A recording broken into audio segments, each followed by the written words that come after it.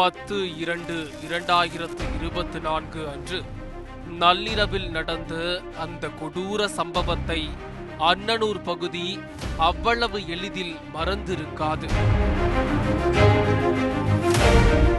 ஒரே குடும்பத்தை சேர்ந்த 4 பேர் மர்ம நபரால் வீடு புகுந்து கொடூரமாக வெட்டி சரிக்கப்பட்டனர்.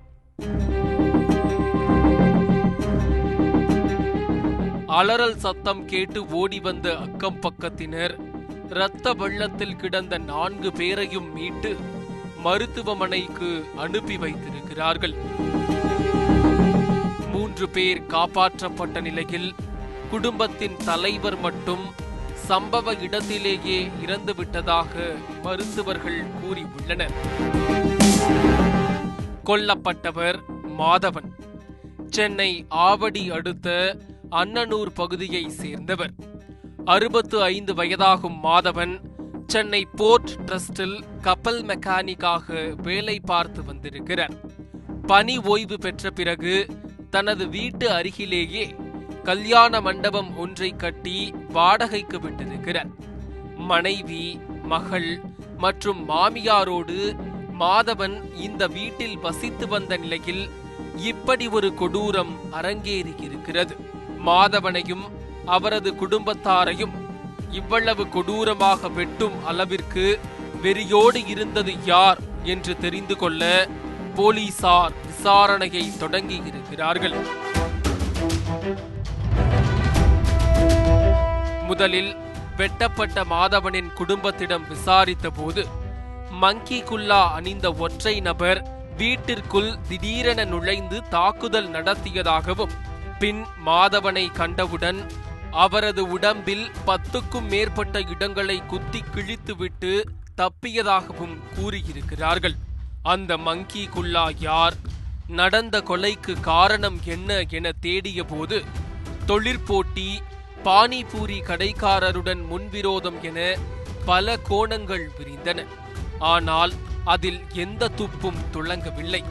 மாதவனின் கொலைக்கு விடை தெரியாமல் 3 மாதங்கள் கடந்த நிலையில்தான் நேற்று சரவணன் என்பவர் தாமாக முன்வந்து குற்றத்தை ஒப்புக்கொண்டு அம்பத்தூர் நீதிமன்றத்தில் சரணடைந்து இருக்கிறார். யார் இந்த சரவணன் என்று விசாரித்த போலீசாருக்கு பல திடுக்கிடும் தகவல்கள் காத்து கிடந்தன.